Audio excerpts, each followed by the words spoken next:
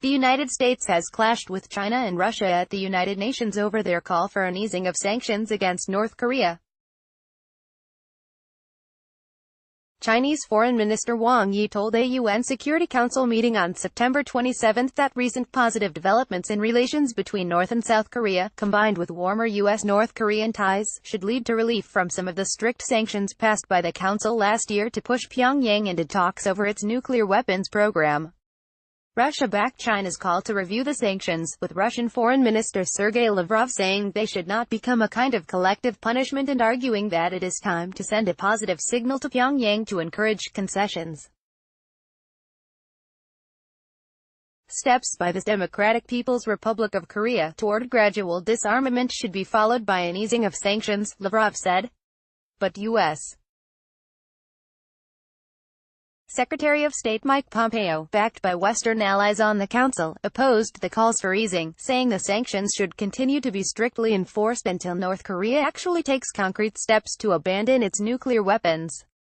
Pompeo, who will pay his third visit to Pyongyang next month, voiced hope for the dawn of a new day on the Korean peninsula. But he said it was the stiff UN sanctions which brought North Korea to the negotiating table in the first place, and there should be no let-up in pressure. Enforcement of UN Security Council sanctions must continue vigorously and without fail until we realize final, fully verified denuclearization, he said. The members of this council must set the example on that effort, and we must all hold each other accountable.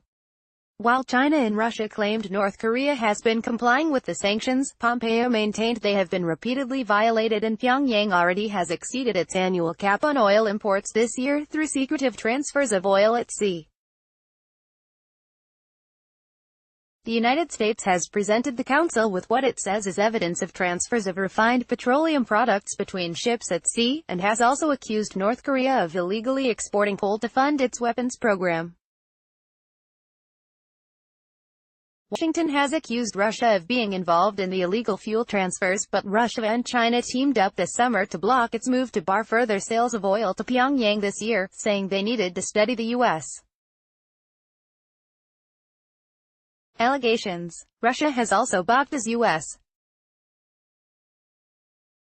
attempts to further tighten sanctions, raising objections along with China last month when the United States proposed to add a Russian bank and North Korean bankers based in Moscow to a UN blacklist. Extreme suffering. Lavrov said it was inappropriate and untimely for the United States and its partners to impose a course of tightening sanctions when North Korea has taken important steps toward denuclearization. It seems it would be logical to strengthen this momentum, said Lavrov, adding that any further tightening of sanctions could bring extreme socio-economic and humanitarian suffering. China is embroiled in a major trade dispute with the administration of U.S. President Donald Trump, but it has welcomed his outreach to North Korea. Both Russia and China have long pushed for Washington and Pyongyang to resolve their differences through diplomacy.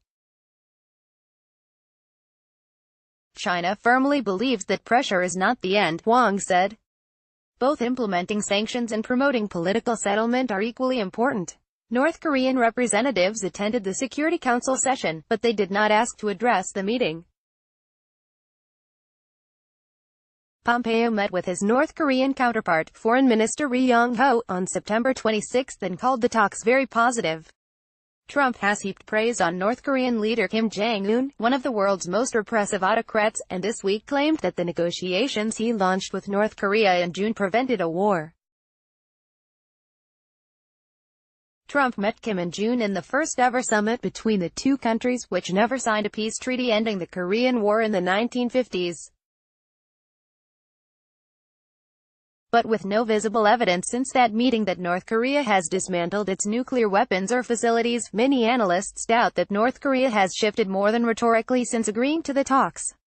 It already had refined its arsenal through 6 nuclear tests since 2006 and repeated ballistic missile launches before it agreed to stop testing during the negotiations. The United States is also hearing calls for step-by-step sanctions relief from ally South Korea, whose left-leaning President Moon Jae-in helped arrange Trump's diplomatic drive.